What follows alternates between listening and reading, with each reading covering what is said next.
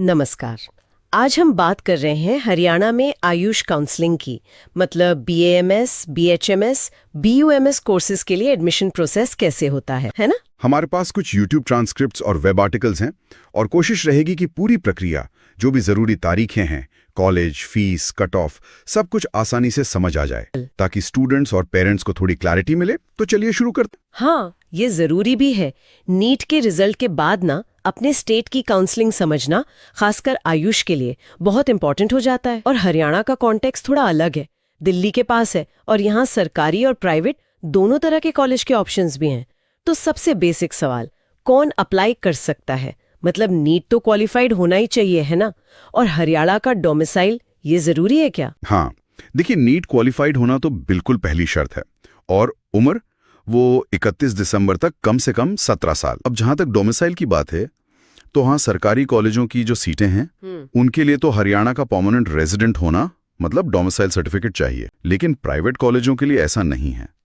वहां किसी भी स्टेट के स्टूडेंट अप्लाई कर सकते हैं। ओके। और रजिस्ट्रेशन फीस, इसमें कुछ फर्क होता है कैटेगरी वाइज? हाँ, होता है।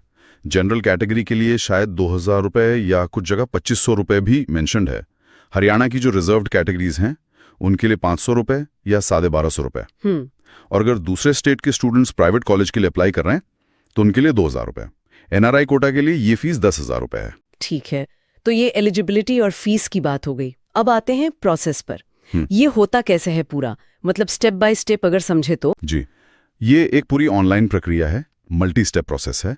और इसे हरियाणा में कंडक्ट करती है Pandit Bhagwat Dayal Sharma university of health sciences Rohtak. Pandit BD Sharma UHS, ये DMER हरियाणा, मतलब directorate of medical education and research के अंडर काम करती है।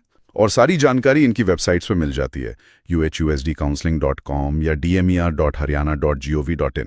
तो क्या क्या स्टेप्स होते हैं इसमें? देखिए, सबसे पहले तो ऑनलाइन रजिस्ट्रेशन करना होता है। अपनी पर्सनल डिटेल्स, नीट की डिटेल्स डालनी होती हैं, डॉक्यूमेंट्स अपलोड करने होते हैं। फिर आता है चॉइस फिलिंग और लॉकिंग। यहाँ आपको अपनी पसंद के कॉलेज और कोर्स की लिस्ट बनानी होती है प्रायोरिटी के हिसाब से। ये ध्यान से करना होता हो? बहुत ज्यादा।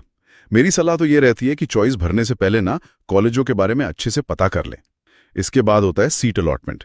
ये आपके नीट स्कोर, आपकी रैंक, जो आपने चॉइस भरी है, और रिजर्वेशन पॉलिसी, इन सब के बेसिस पर होता है। और सीट मिल गई तो फिर आपको डॉक्यूमेंट्स वेरिफिकेशन के लिए जाना होता है, या तो जो कॉलेज मिला है वहां, या फिर कोई सेंटर बताते हैं जैसे रोहतक यूनिवर्सिटी कैंपस में, वहां ओरिजिनल डॉक्यूमेंट्स चेक होते हैं।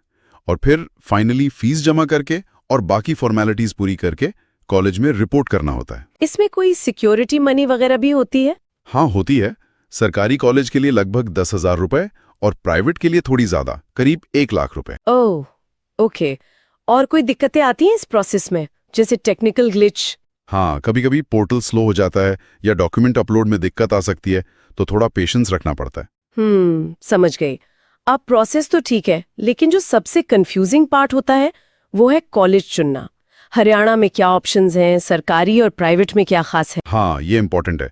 देखिए, हरियाणा में करीब 12 BMS कॉलेज हैं और 1 BHMS कॉलेज। BLEMS की जानकारी थोड़ी कम मिलती है। सरकारी में बात करें तो एक तो कुरुक्षेत्र में श्री कृष्णा गवर्नमेंट आयुर्वेदिक कॉलेज। इसकी फीस काफी कम है, करीब 15-16 हजार सालाना, और इसकी काउंसलिंग SKA यूनिवर्सिटी खुद करती है। फिर सोनीपत में MSM इंस्टीट्यूट ऑफ आयुर्वेदा और एक बाबा खेतानाथ गवर्नमेंट आयुर्वेदिक कॉलेज है नरनोल या महेंद्रगढ़ में। ये दोनों सिर्फ लड़कियों के लिए हैं। इनकी फीस करीब 67,000 के आसपास है। सिर्फ लड़कियों के लिए? इंटरेस्ट पंचकुला का NIA, national institute of Ayurveda, ये टॉप का इंस्टीट्यूट है। हाँ, सुना है। लेकिन इसका एडमिशन हरियाणा स्टेट काउंसलिंग से नहीं होता। ये AAACC की जो ऑल इंडिया काउंसलिंग होती है उससे मिलता है। अच्छा, ये ध्यान रखना होगा। और प्राइवेट कॉलेजेस? प्राइवेट में तो काफी रेंज है। चंडीगढ़ का श्री धन्वंतरी आयुर्वेदिक मेडिकल कॉलेज है, इसे टॉप प्राइवेट मानते हैं। डिमांड भी ज्यादा है, फीस भी करीब 3.16 लाख के सालाना, और हॉस्टल भी महंगा है सुना है। यहाँ सीटों का ब्रेकडाउन भी है, कुछ AIQ, कुछ UT कोटा चंडीगढ़ के लिए, NRI, PWD और बाकी हरियाणा ओपन। और गुरुग्राम में भी तो है कोई? हाँ, SGT यूनिवर्सिटी, लेकिन वो बहुत महंगी है। BAMS की फीस के अलग अलग फिगर्स हैं, कहीं 4.75 लाख लिखा है, कहीं 18 लाख, कहीं 21 लाख भी। 21 लाख सालाना? हाँ, मतलब अलग अलग कोटे की हो सकती है, पर बहुत ज्यादा है। और इस पर 5% सालाना बढ़ोतरी भी है।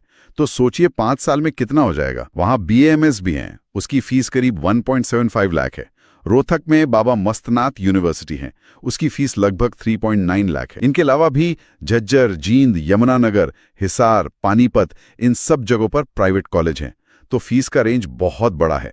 सरकारी में 15,000 से 80,000 तक और प्राइवेट में 1.5 लाख से लेकर, जैसा मैंने कहा, 21 लाख या उससे भी ऊपर जा सकती है सालाना, और 5% से 7.5% तक सालाना बढ़ेगी भी। ये फीस वाला पॉइंट तो बहुत जरूरी है ध्यान में रखना।